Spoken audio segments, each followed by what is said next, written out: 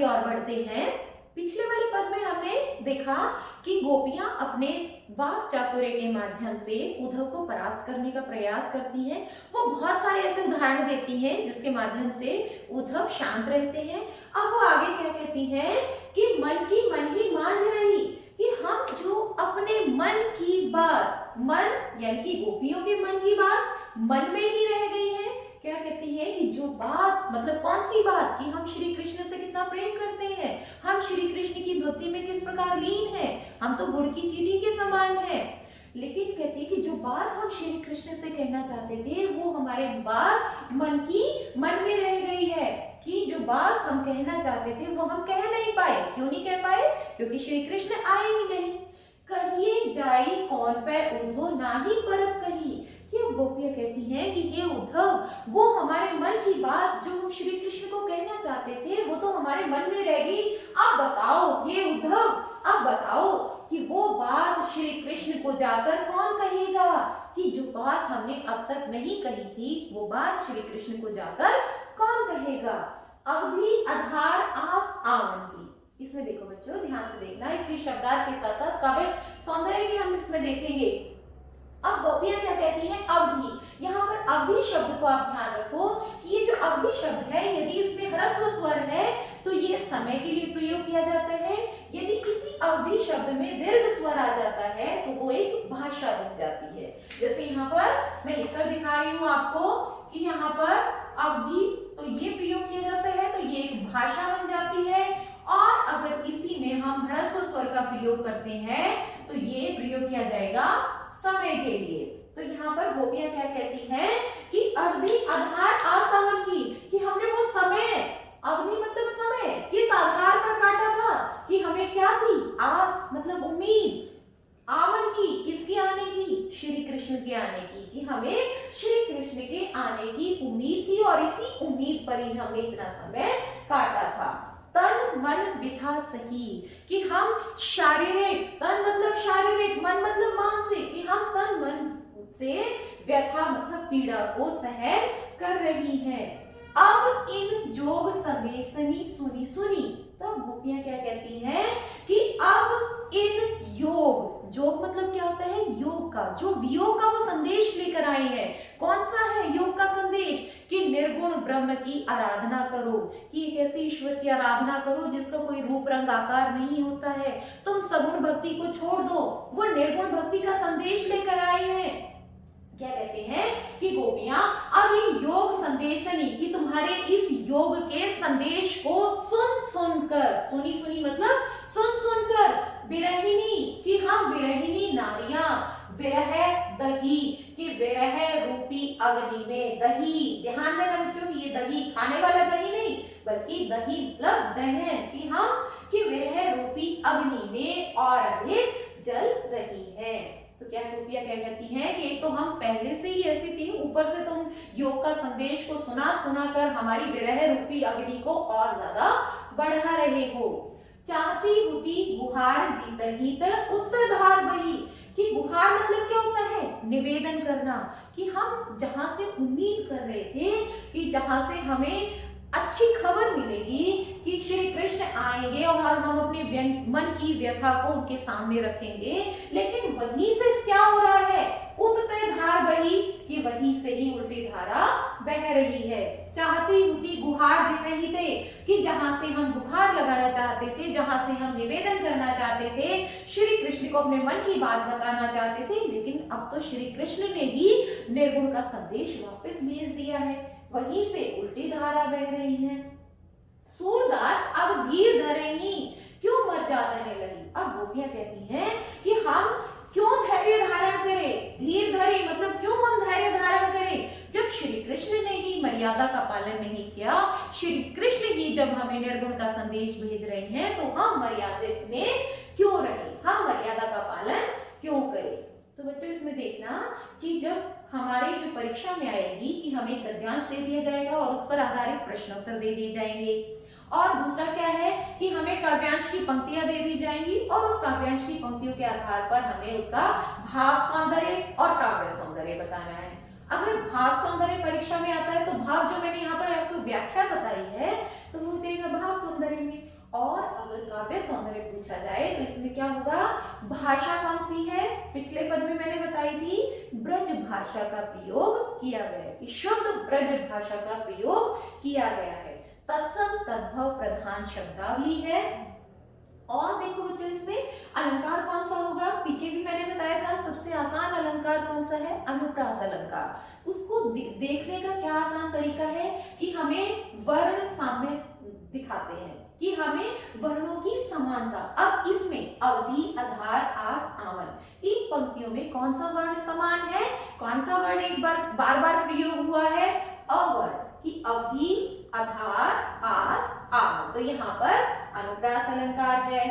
अब क्या आ जाएगा, सुनी सुनी जो शब्द आप देख रहे हो, देखो बच्चों कि जिसमें एक ही शब्द बिना अर्थ परिवर्तित हुए यदि दोबारा से प्रयोग किया जाता है तो उसमें होता है पुनरुक्ति प्रकाश अलंकार। तो यहाँ पर क्या हो गया, हमारा अनुप्रास अलंकार हो गया, सुनी सुनी में पुनरुक्ति प्रकाश अलंकार हो गया, विरहिणी विरह में अनुप्रास अलंकार, और धीर धरही में अनुप्रास अलंकार हो गया।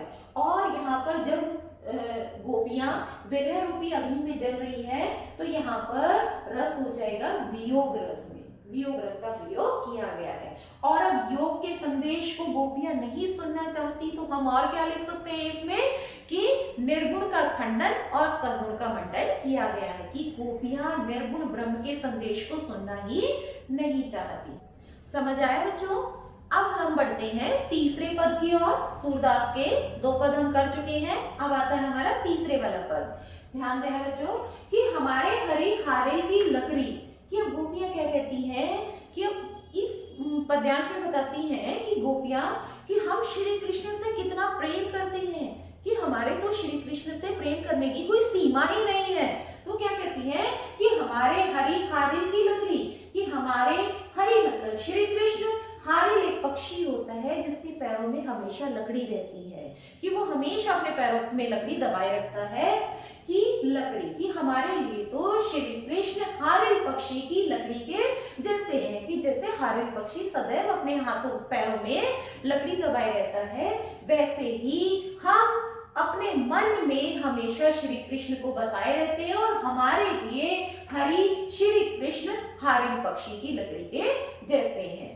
अब आगे और क्या उदाहरण देती हैं, अपनी प्रेम की पराकाष्ठा को किस प्रकार से दर्शाती है गोपियां, कि मन, क्रम, वचन, नंद, नंदन। अब गोपियां क्या कहती हैं कि हम मन से, क्रम से यानी कि कार्यों से, वचन मतलब वचनों से, नंद नंदन बाबा नंद के पुत्र श्री कृष्ण को और यह दृढ़ करी पकड़ी, कि हमने बाबा नंद के पुत्र श्री कृष्ण को दृढ़ता पूर्वक अपने हृदय में बसा रखा है, कि हम जब अब हमारे मन में भी श्री कृष्ण है, हम जो कार्य करते हैं उनमें भी श्री कृष्ण का ध्यान है, हम जो वाणी बोलते हैं उन वचनों में भी श्री कृष्ण है, तो हमने श्री कृष्ण को अपने मन में, कार्य में, वचनों में दृढ़ता पूर्वक स्थापित कर रखा है। और क्या कहती है गोपियां, कि हम जागत सोवत स्वप्न दिवस निसी काने काने जकरी, कि हम जागते हुए,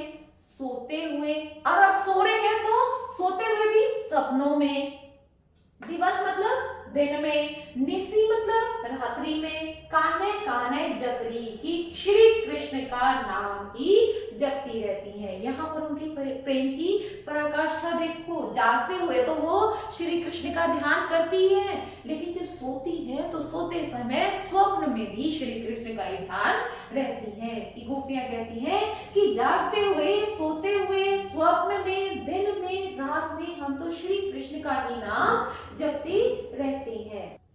अब गोपियां क्या कहती हैं, सुनत जोग लागत है ऐसो जो करे ककरी, कि अब जो योग का संदेश, कौन सा, जो निर्गुण ब्रह्म का संदेश उद्धव लेकर आए हैं, उसको कहती है कि हे उद्धव सुनो, कि तुम्हारा योग का संदेश ऐसा लगता है, कि तुम्हारा योग का संदेश सुनने के बाद हमें ऐसा लगता है जैसे कोई कड़वी ककड़ी हो, कि वो योग के संदेश को, निर्गुण ब्रह्म के संदेश को वो क्या कहती है, किसके जैसा बताती है, कड़वी ककड़ी के जैसी। अब आगे गोपियां क्या कहती हैं, कि सूतो व्याधि हमको ले आए, देखी सुनी न करी, कि ये ऐसी कौन सी बीमारी तुम हमारे लिए ले आए, व्याधि, व्याधि मतलब रोग, पीड़ा, बीमारी, कि सूतो व्याधि हमको ले आए, हमारे लिए आए हो, जिसके बारे में ना तो हमने कभी देखा है, ना कभी सुना है, ना कभी भोग किया। अर्थात ऐसी बीमारी हमें कभी लगी ही नहीं कि जो बीमारी योग के संदेश की लेकर आए हो, वो बीमारी हमने कभी देखी नहीं, सुनी ही नहीं, और ना ही कभी वो हमें बीमारी लगी है। आगे गोपियां क्या कहती हैं, यह तो सूर तिन्ही ले सूपो, कि कवि सूरदास जी कहते हैं गोपियों के माध्यम से कि ये जो बीमारी है, कौन सी बीमारी, योग के संदेश की, उन्हीं को ले जाकर सौंप दो जिनके मन चक्री की, जिनका मन विचलित रहता है, जिनका मन चक्कर काटता रहता है। अब वो किन्हें कह रही है गोपियां, किनको देने के लिए संदेश कह रही हैं, वो श्री कृष्ण को कह रही हैं कि वो गोपियां ये कह रही है कि ये जो योग का संदेश है तुम ले जाकर श्री कृष्ण को ही सौंप दो, हमें ये योग का संदेश नहीं सुनना है, क्योंकि ये बीमारी है, इस बीमारी को हमने कभी देखा सुना नहीं है। तो अब इसमें काव्य सौंदर्य में क्या देखोगे, बहुत सारी चीजें तो आपको वैसे ही पता लगी होंगी। अब यहाँ पर बताओ बच्चों कि अनुप्रास अलंकार कहाँ है, कि यहाँ पर हमारे हरि हारिल कौन से वर्ण की आवृत्ति है, यहाँ पर ह वर्ण की, तो ह वर्ण की आवृत्ति के कारण अनुप्रास अलंकार हो गया। नंद नंदन फिर से पुनरावृत्ति है। अब एक और चीज देखो, हमने जो पीछे की थी काने काने, क्या है, शब्द की पुनरावृत्ति हो रही है बिना अर्थ बदले, तो क्या होगा, यहाँ पर पुनरुक्ति प्रकाश अलंकार है। तो वो भाषा कौन सी होगी, यहाँ पर शुद्ध परिनिष्ठित ब्रज भाषा का प्रयोग किया गया है, तत्सम प्रधान शब्दावली है, और रस कौन सा हो गया, वियोग रस, क्योंकि गोपियां श्री कृष्ण के वियोग में विरह रूपी अग्नि में जल रही है, तो यहाँ पर वियोग रस हो गया, क्योंकि वो जागते हुए सोते हुए स्वप्न दिवस में काने काने को जपती रहती है, तो वियोग रस का प्रयोग किया गया। अब हम बढ़ते हैं चौथे और अंतिम पद की ओर।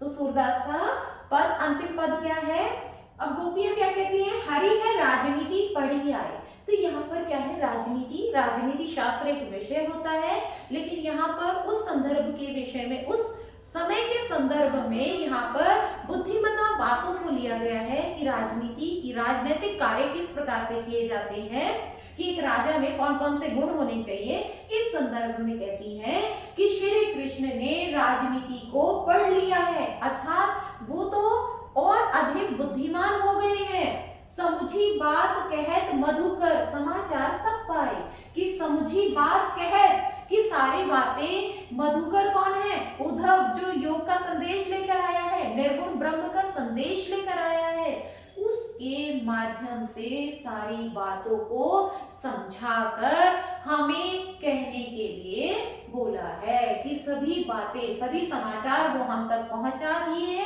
ये कहने के लिए कि तुमने मधुकर को कहा है, कि पहले तो तुमने मधुकर को सारी बातें समझाई और फिर उसके बाद वो बातें हमें कहने के लिए यहाँ पर भेजा है।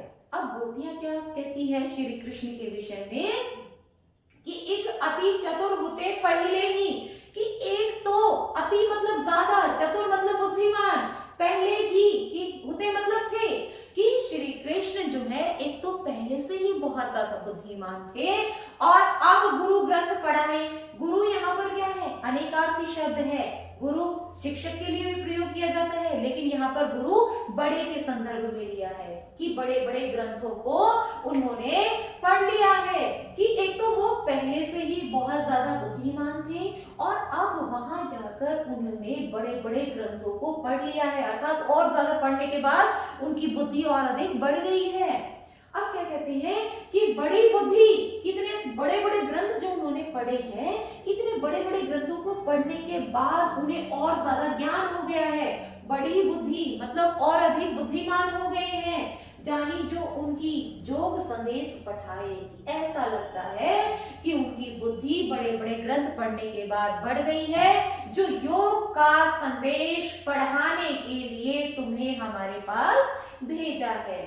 उद्धव भले लोग आगे की। अब गोपियां क्या कहती हैं कि हे उद्धव सुनो, हमारी बातों को ध्यान पूर्वक सुनो, क्या है, भले लोग कि जो हमारे आगे की कहने का तात्पर्य कि जो हमारे पूर्वज थे, जो हमसे पहले वाली पीढ़ी थी, वो बहुत भले मानुस थे। क्यों भले मानुस थे? वो क्या करते थे? वो परहित मतलब दूसरे की भलाई के लिए दौलत धाए घूमते फिरते थे।